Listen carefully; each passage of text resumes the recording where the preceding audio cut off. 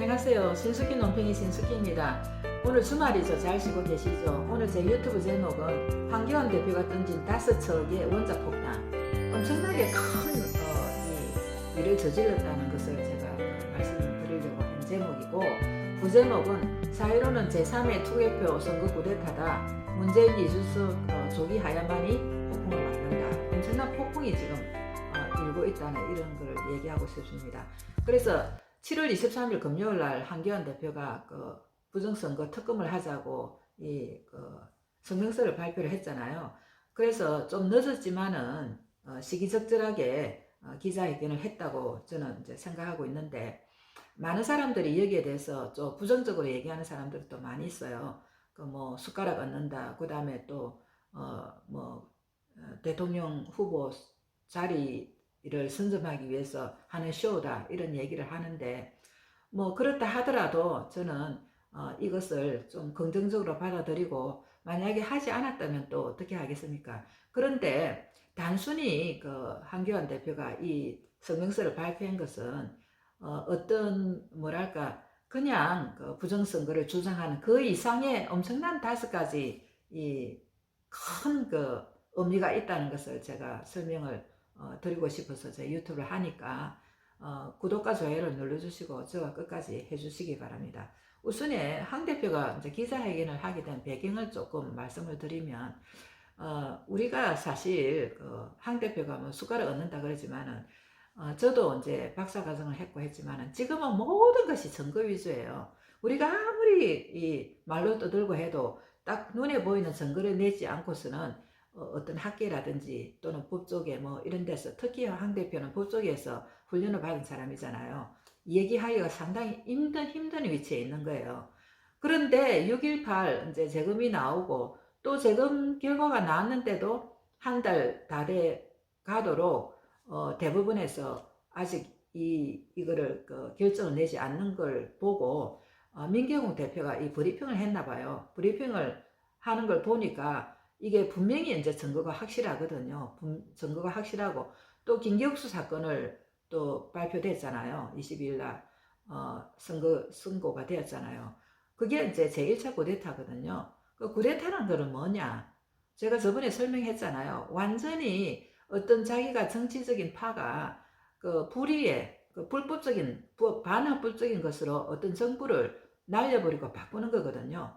지금 김경수 사건도, 드루킹 사건도 그렇고, 지금 부정선거는 이거는 그보다도 훨씬 더 명백한 증거로 또 광범위하게 그런 국가 전복을 기한 하나의 말하자면 반역 사건이기 때문에 황교안 대표가 이걸 이제 알게 된 겁니다. 알게 돼 가지고 자기가 이제 그렇게 하겠다고 얘기를 했어요. 그래서 이번에 부정선거 주장은 국민을 전혀 달리한다고 생각합니다. 이 모두 있을 수 없는 일이다, 그렇게 얘기하면서 즉시 진상조사에 착수를 해야 됨에도 불구하고 재검을 하고도 25일간 지금까지 아무런 움직이지 보이지 않는 것은 묵과할 수 없는 일이다, 그렇게 포문을 던졌습니다. 그래서 황교안 대표가 던진 원자폭탄이 무엇인가?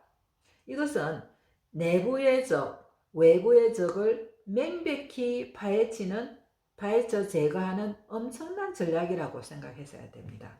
그래서 단순히 부정선거 주장을 규명을 넘는 것입니다.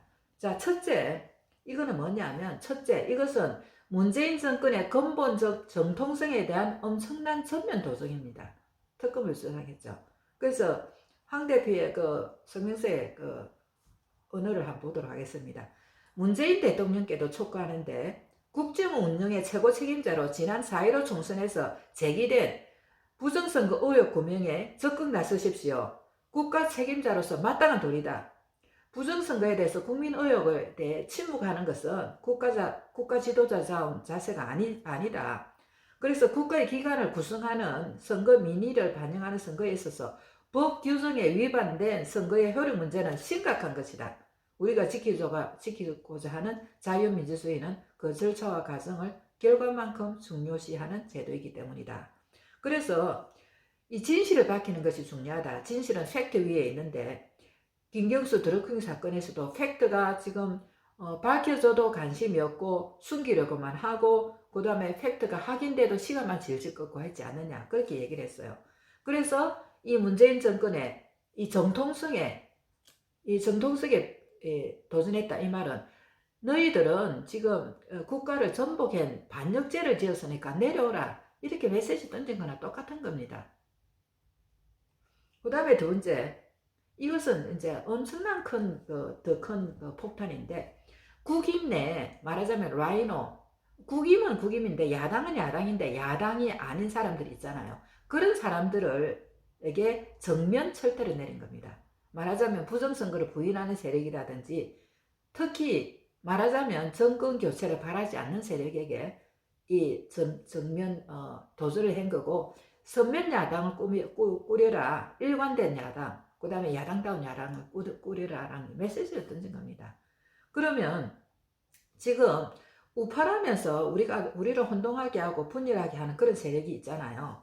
그래서 여기 뭐라고 했느냐면 야당이 먼저 나서야 한다. 국민의힘 김기현 원내대표께 당부드린다. 지난 총선 부정선거 의혹을 전담할 특검을 제안해 간첩시켜주기 바란다. 이를 통해 진실을 밝혀 법치와 민주주의 보존을 해주기 바란다. 다가오는 대선이 또다시 불법선거로 이루어지지 않도록 할 수 있는 유일한 방법이다. 그러니까 이거는 부정선거 밝히는 거는 이 선거에 이기는 전략이다 이거예요. 이기는 전략. 이걸 하지 않고서는 이길 수 없다고 못 박을 겁니다. 자유민주주의 파괴니까.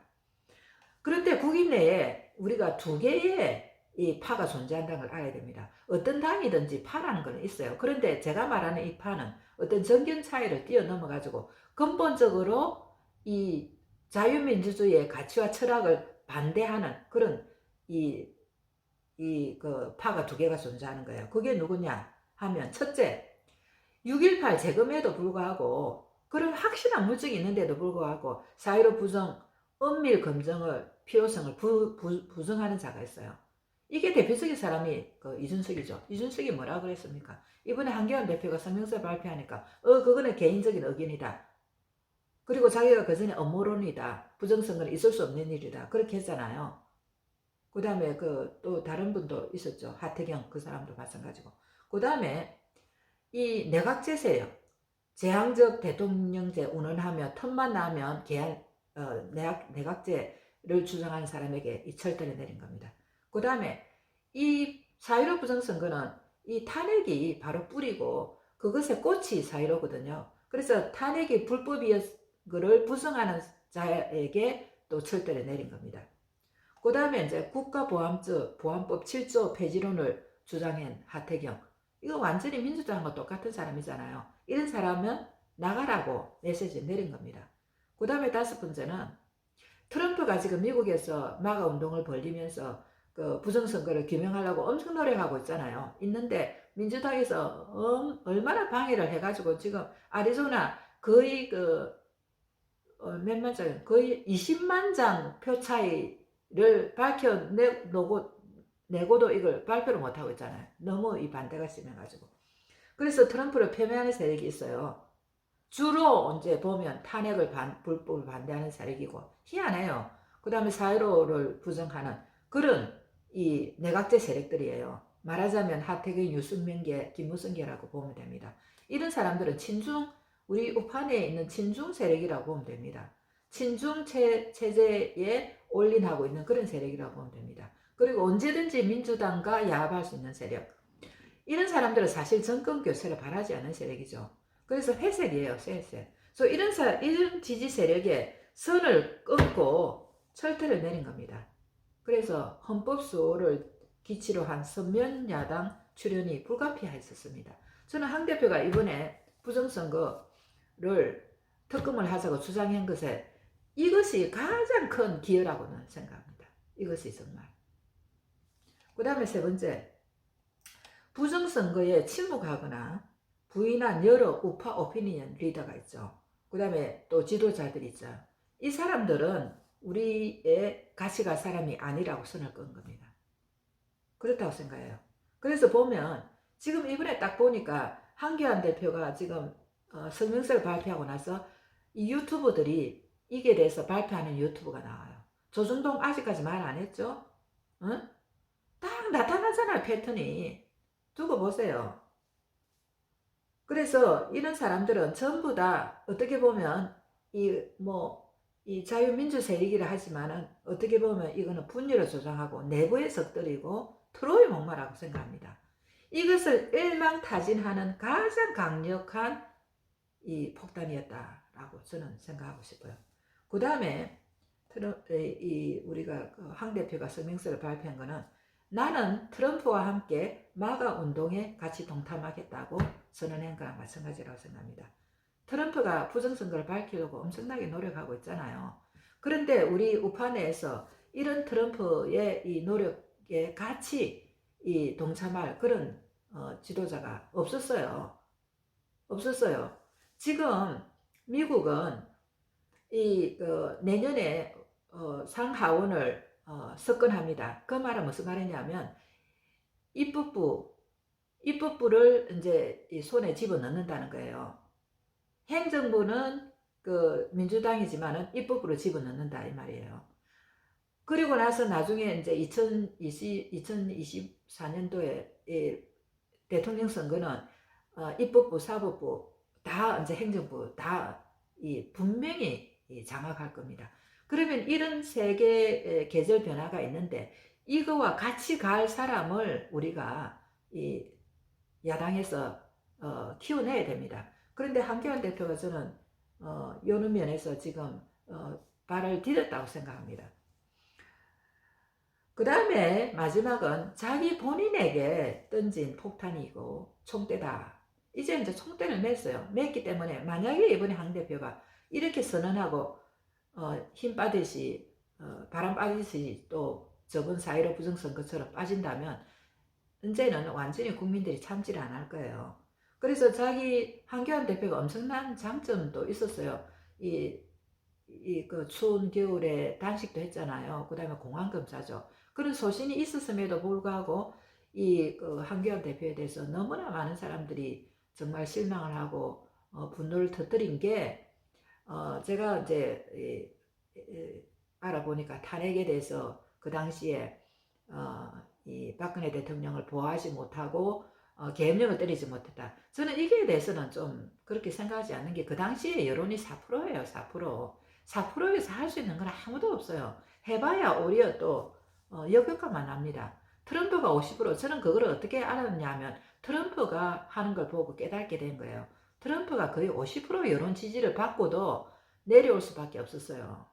내려올 수밖에 없는 게 여론이 형성되지 않았기 때문에 제가 얘기했잖아요. 어떤 사건이 일어날 때 판단하는 조건은 원칙도 있고 그 다음에 상황적 환경도 있고 그 다음에 여론이 있고 그 사람의 이제 버추가 있는데 여론이 가장 역할을 많이 하는 거예요. 여론이 받쳐주지 않으니까 내려올 수밖에 없는 거예요.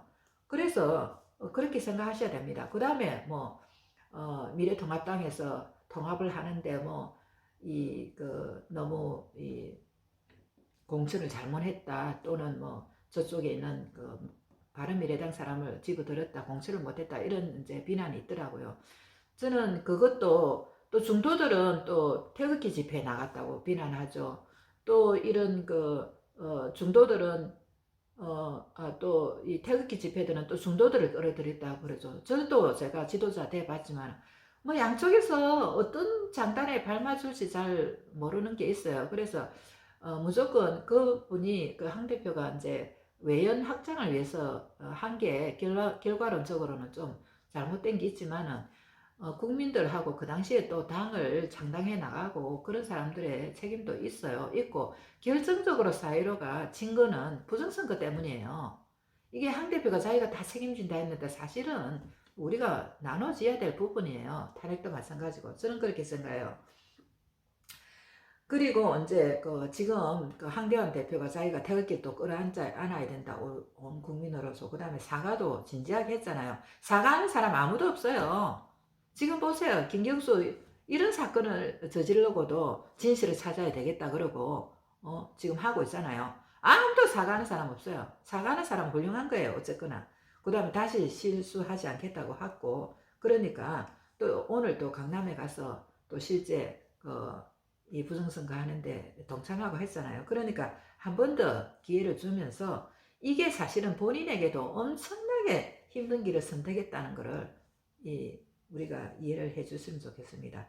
그래서 한기현 대표가 이제 제시한 해결점은 특검을 하자 이거거든요. 특검을 하자 이랬는데 이게 뭐라 했느냐 하면 그래야 야당이 정권 재창출을 하더라도 정통성 논란에서 자유로울 수 있다. 그러니까 여야 다 특검을 해가지고 야당도 수용하고 여당도 수용해가지고 이게 확실히 이제 무엇이 이 부정선거가 있었는지 없었는지를 맹맹백백히 밝히자 이거죠. 그래서 내년 대선이 미래지향적 경쟁의 장이 되기 위해서라도 정치적으로 중립적 특검의 과거 의혹을 막게 한다. 그래서 여야 지도부에 간곡히 부탁드리는데 특검은 차기 정권이 다시 늪에서 허죽거리지 않기 위한 최선의 방책이다. 그러니까 차기에 또 누가 이기면 또 부정선거다 얘기할 거고 또 이쪽에서 이기도 또 부정선거다 할 거니까 이제는 풋들 리돈 완전히 끝을 내자 이거죠. 그래서 저는 우리가 어떻게 태도를 가져야 되느냐. 저는 뭐 숟가락 얹었다 이런 것도 있겠지만 과거를 물리치고 한기환 대표를 지지하고 보호해야 된다고 생각합니다. 지금 이건 엄청난 정치적인 부담이 따르고 그 다음에 주사파들의 프레임과 공격에 지금 받을 거예요. 그래서 사실 보면 황 대표가 뜬금없이 얘기한 건 아니에요. 그 전에 이제 4.15 부정선거 전에도 선거 중립 내각을 이 부정선거가 있을 거니까 하자고 했는데 뭐 이상하게 하지를 못한 거예요. 누구 뭐 세력의 반대가 있었겠죠. 그 다음에 선거할 때도 부실 선거를 주장했고 또 그 얼마 전에도 왜 이 선관위에서 지금 이 선거를 빨리 안 하고 미루느냐 그것도 촉구한 적이 있거든요. 그래서 이게 뜬금없이 한 건 아니에요. 그래서 지금까지 국민들이 좀 황 대표에 대해서 이렇게 서운한 마음이 들어도 우리 국민들도 함께 책임질 부분이 있기 때문에 과거를 돌아보지 말고 미래를 보고 모든 후보가 따지고 보면 다 약점이 있어요. 황 대표의 그 처지에 누구를 넣어놨을 때 황 대표보다 더 잘했을 수 있었다고 또 장담할 수도 없는 거예요. 그래서 모든 후보 10명 이상 후보들이 갖고 있는 그 장점을 보면서 우리가 그 후보들이 어떤 주장을 하고 또 좋은 그 정책을 내면 그걸 인정해주고 북돋아주면 합니다. 그리고 이제 제가 얘기하고 싶은 거는 첫째 다른 주자들도 함께 해야 된다. 이 4.15는 제가 얘기했잖아요. 제3의 선거 쿠데타고 이거는 엄청난 이 큰 대깨문들 말하자면 문재인 정권의 아킬레스를 건드린 거거든요. 그래서 이 사람들이 아마 미꾸라지 뭐 파닥거리듯이 파닥거리고 안 그래도 이제 한기현 대표를 옛날에 저는 끌어내렸다고 생각하거든요. 그때 제가 한국 가서 이걸 분명히 봤어요. 그때 이제 최상천이라는 사람 나라 유튜브에서 분명히 북한에서 지령이 내려와가지고 한기환 대표를 감옥에 보내고 자유한국당을 끌어내라 하는 지령이 내려왔어요. 그래서 제가 그때 한국 가가 있었는데 우리 종로에 길을 가는데 고등학생이 팻말을 들고 있는 거예요. 한기환 대표를 저기 감옥소에 집어넣으라고. 그래서 한기환 대표가 무슨 죄를 지어서 감옥에 넣어야 되느냐 하니까 그냥 고개를 돌리더라고요. 그러니까 돈을 받고 그렇게 하는 거예요. 그래 그때 보면 뭐 어린애를 대동해가지고 자유한국당 해체 동료도 부르고 그랬잖아요. 그래서 그런 어떤 그에 우리 국민들도 좌우가 선동에 넘어가는 그런 것도 있다고 생각합니다. 그래서 우리가 이 다른 주자들도 좋은 아이디어를 내면 거기에 대해서 이렇게 보조를 해주고 함께 이 성명서를 내라 제가 그랬잖아요. 원탁 같이 지금 장 밖에 있는 후보가 있고 장 안에 있는 후보가 있는데 이준석 너무 잘못하고 있는 거예요. 그래서 이 분들이 이런 주제에 대해서는 함께 모여서 원탁 회의 같은 걸 하면서 이 같이 성명서를 여기 부정선거에 대해서 내고 이렇게 하면 이 공격을 못하죠. 흩어지면 물서 보세요. 물서가 혼자 있으면 사자가 와서 그냥 물어가요. 그렇지만 떼거리로 이렇게 사자에게 달라들면 사자도 어떻게 할 수 없는 거예요. 그 이치 똑같은 거예요. 그 다음에 자유우파 지도자 공격을 중지하자. 지금은 제가 얘기를 했잖아요. 우리가 자유우파 지도자에 대한 비난, 공격과 비난을 자제하면 합니다. 특히 내가 어떤 윤석열 후보를 지지한다. 최재형 후보를 지지한다. 또 홍준표 후보를 지지한다. 이런 어떤 말하자면 이 빠들이 자꾸 이제 다른 후보를 깔아내려고 이렇게 비평을 하는데 저는 선의의 경쟁을 하되 잘한 것은 정책을 잘 좋은 걸 내는 것은 잘한다고 이렇게 서로 해주고 그렇게 해야 된다고 생각합니다. 그래야 후보들이 더 이렇게 자기 장점을 부각시키고 더 좋은 정책을 내고 그래서 국민들이 보면서 야당에는 이렇게 좋은 사람들이 이렇게 좋은 정책을 내구나. 지금 윤희숙 후보 경제에 대해서 잘 알죠. 그 다음에 또 뭐 이 최재형 후보는 나름대로 또 감사했던 그런 장점이 있죠. 윤석열 후보도 마찬가지죠. 또 황 대표는 황 대표대로 장점이 있고 다 홍 대표는 홍 대표대로 장점이 있고 그렇잖아요. 그런 거를 우리가 다 이렇게 해주면 되고 다른 후보를 폄훼하는 것은 되도록이면 자제하면 하기를 바랍니다. 그 다음에 이 국임에서 제가 얘기했던 것처럼 이 선거를 반대한 사람 있잖아요. 이런 사람들은 이제는 자숙하고 반성하세요. 고개를 돌리지 마세요. 이 양심을 두고 생각해 보세요. 이렇게 증거가 나왔으면 아 그렇구나. 자기의 그 과거에 잘못된 것을 반성하고 사과하는 것도 용기라고 생각합니다. 그래서 공개적으로 부정선거를 부인한 사람들은 공개적으로 사과를 하세요. 그러면 다 용서해 줍니다. 그런데 이준석 대표가 또 뭐라 했어요? 한겨레 대표가 성명서 발표하고 나니까 그거는 개인적인 의견에 불과하다. 이렇게 하면 안 되는 겁니다. 8월 15일까지 저는 알티메이트를 주고 싶어요. 그때까지 자기가 부정선거를 부인한 사람들은 그렇게 하지 말고 지금 시민단체가 얼마나 열심히 노력해놨습니까? 그런 분들을 자료도 다 있고 하는 분들을 불러서 한번 브리핑을 들으세요. 자기가 얼마나 잘못 생각하고 있는지를. 거기서 결정을 하면 되잖아요. 그래서 그렇게 된다면 이 국임이 완전히 이렇게 야당이 단결이 될 거예요. 단결이. 그 다음에 앞으로 해야 될 것을 얘기를 해보면 아까 얘기했잖아요. 그 특검을 해가지고 제도 장치를 하고 그 다음에 이제 또 황 대표가 얘기한 것처럼 자기가 재경포가 잘 이루어지도록 챙기겠다고 했으니까 그렇게 이제 하도록 하고 그 다음에 세 번째 국임은 황 대표가 주장하는 것을 심각히 검토하고 적시 실행하기를 촉구해요. 그리고 이 국임 내에서 사이버 텍 전문가를 시민단체하고 협조해가지고 사이버 테러 방지 조직을 구성을 하세요. 사이버 테러, 사이버입니다 지금은. 그리고 지금 호주나 미국 같은 데 보면 이 사이버로 이 선거를 갖다가 흔든다든지 하는 이런 개인과 조직과 그 다음에 나라, 외국 나라에 대해서는 엄청나게 책임을 묻고 벌금을 내게 하고 하는 그 행정명령이 있잖아요. 그거를 해야 됩니다. 지금 문재인 정부가 해야 되는데 이 정부가 완전히 중국하고 이렇게 붙어가지고 하지를 못하는데 국임에서 이거를 나름대로 이 아젠다를 만들어가지고 문재인 정권에게 압박을 해야 된다고 생각합니다. 그래서 저는 이제 이런 식으로 정리를 해봤는데 오늘 마지막으로 우리가 이 터닝 오버가 터닝 포인트를 지금 마련했어요. 김경수 사건도 그렇고 그 다음에 또 조혜주가 또 사인하고 이런 걸 보면서 우리는 이제 이 자유민주 회복의 길로 이제 시작에 들어갔는데 아마 도전이 만만치 않을 겁니다. 그것을 감안을 하시고 우리가 모두 힘을 합치면 승리를 하고 우리가 계속 비난을 하고 비판하고 하면 우리는 결국 또 지게 된다는 걸 명심하시고 같이 이제 협조해 주시길 바라는 마음에서 오늘 제 유튜브를 했습니다. 감사합니다.